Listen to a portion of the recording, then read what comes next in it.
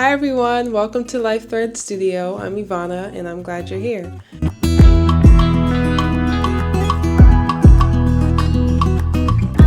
I'm excited to bring to you my new series that I'm calling So the Aesthetic. We'll explore some of the most popular trends and aesthetics that you've probably seen all over the internet. And we'll talk about how you can bring some of these styles to life in your own wardrobe by making them on your own with sewing patterns that fit that certain aesthetic.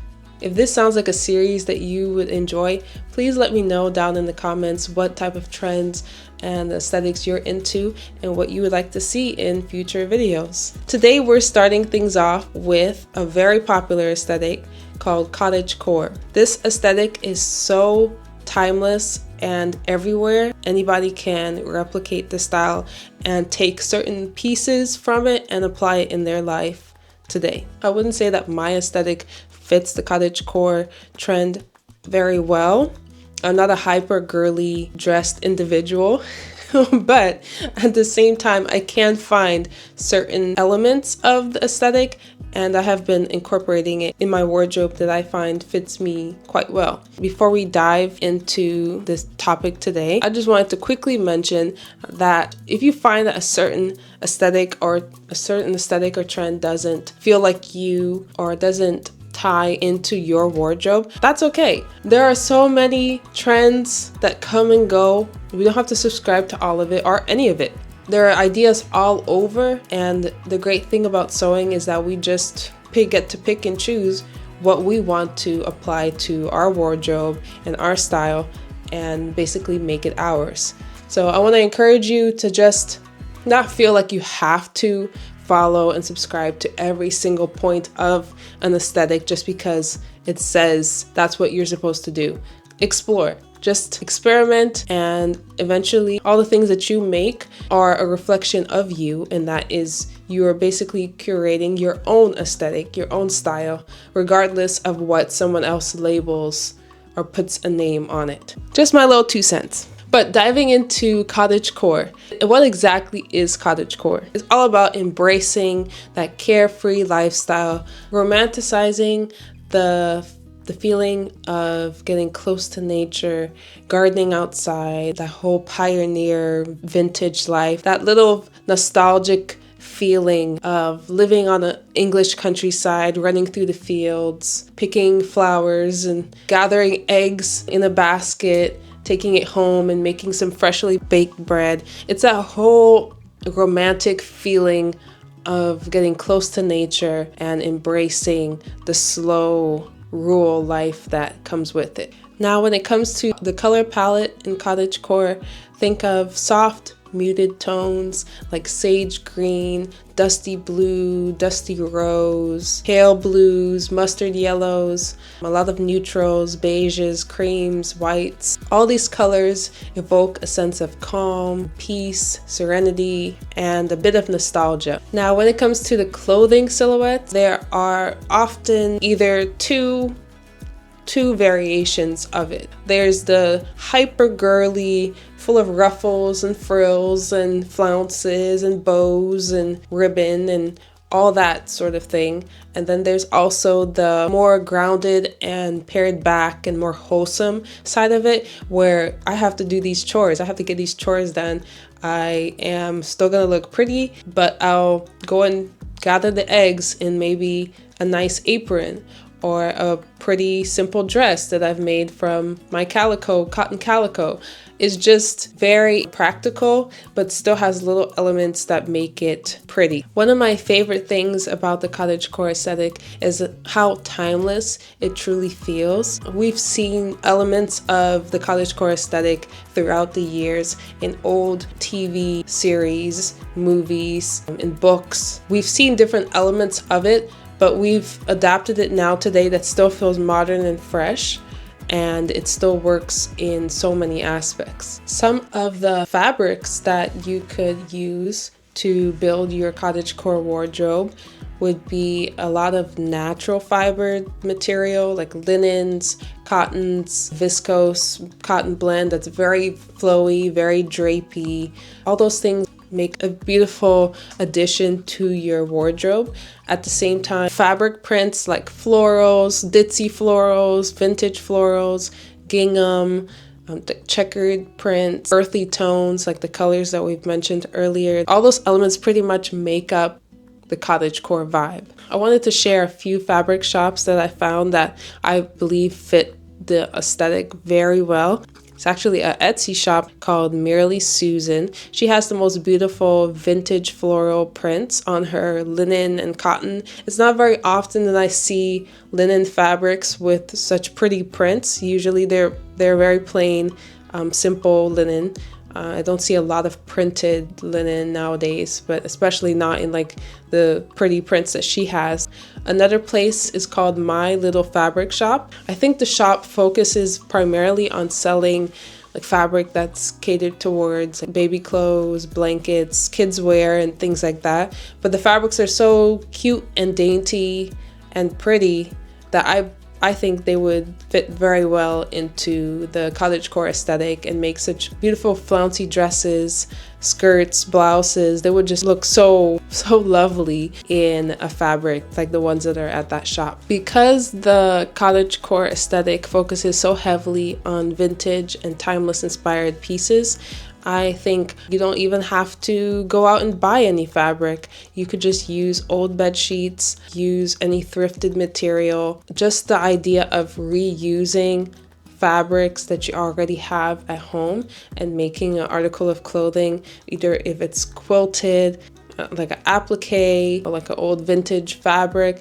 All those things would be perfect to make an article of clothing in this aesthetic. So let's start our sewing pattern list with a free and easy pattern. The first one is a simple insured ruche top from Mood Fabrics. It's a very easy and simple pattern that I think any beginner would be able to make. There's no buttons, no zippers, no extra techniques to learn. It's just a very simple. Most of the pattern pieces are, I think, just from the drawings, a simple rectangular cutout that you either shear with elastic or add ruching, and I think it would make the perfect beginner's top.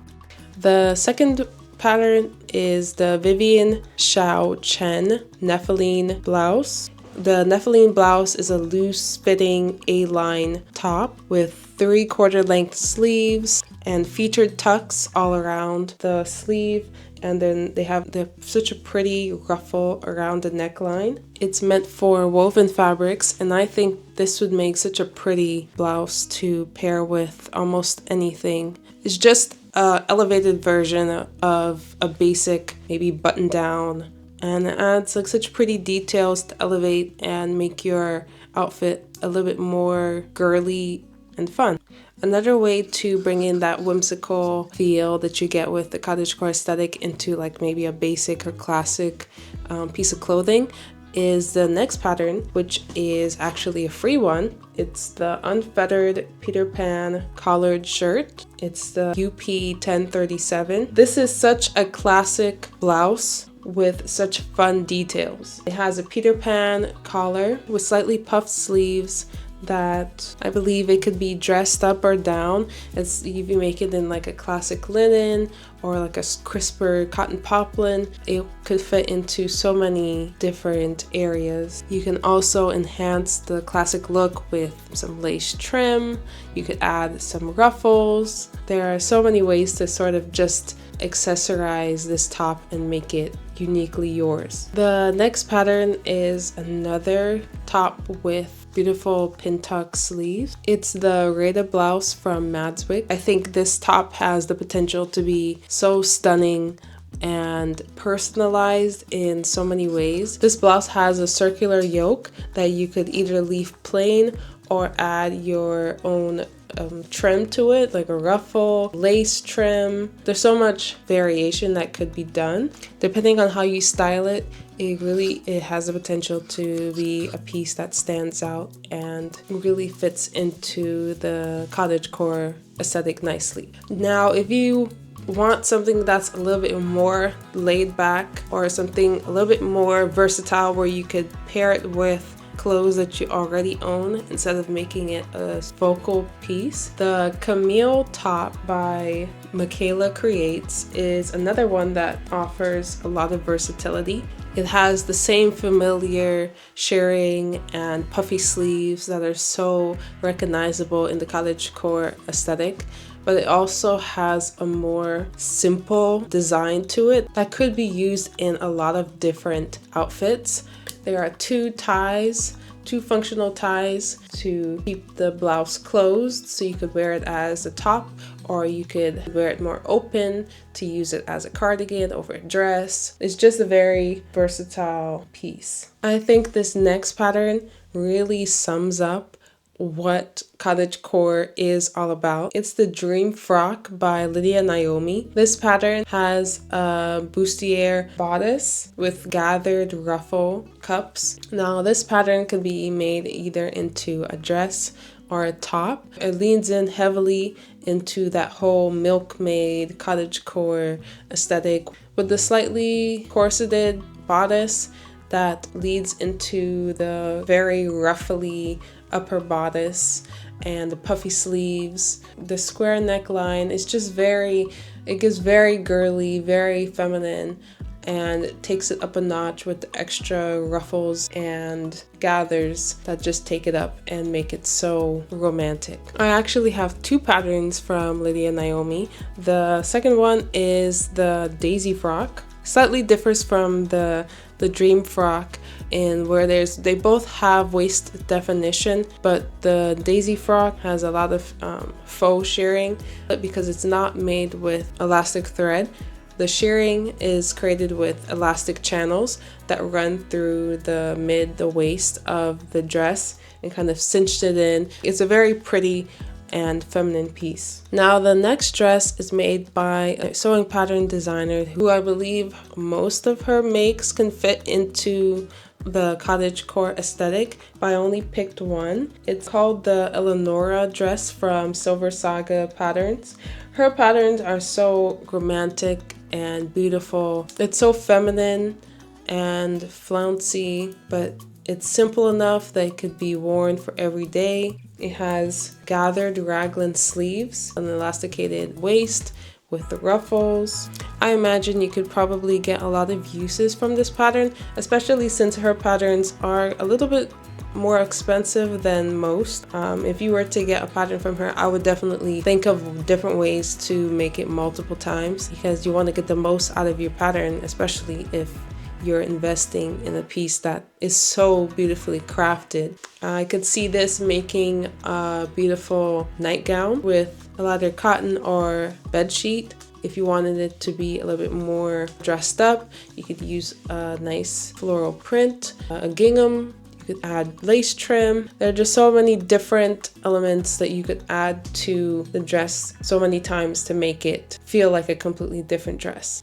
Now moving on to the bottoms category, let's look at the next pattern, the Samora skirt from Madswick. We're going back to Madswick. It just has that very vintage feel to it, but I love how she found a way to make it feel modern at the same time with the pin tucks. You can add more lace trim to kind of give more of a frilly feel, but I find with just the simple pin tucks, it gives such a clean, simple look that could easily fit into your wardrobe and be tied into other elements and other things that are not necessarily cottagecore. You could easily tie it into so many different aesthetics and make it work. Because of the focus on femininity and the hyper girliness of the cottagecore aesthetic, I have not seen a lot of outfits with pants, but I do think it can be included in the trend if you find the right kind.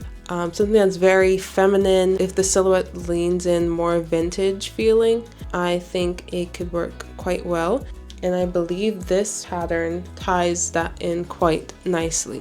The Sonata Switchables by Joanna's Studio is a very feminine pattern. There are so many variations, especially when it comes to the pockets. She has like the cutest heart-shaped pocket. She has flower pockets. I think this is such a cute pattern. The pant legs have a tapered barrel leg, and I believe it's made with an elastic waist, so it's easy to pull on and off. No extra hardware such as buttons or zippers needed. I think this pattern is such a fun way to incorporate the functionality and the practicalness that you need when it comes to living that rural lifestyle of working outside, getting your chores done, but still adding like an element of fun and playfulness with the pocket details and the different elements that you can add to it. I could see this pattern being made in a variety of quilting cottons. There's so many fun prints that these pants could be made from.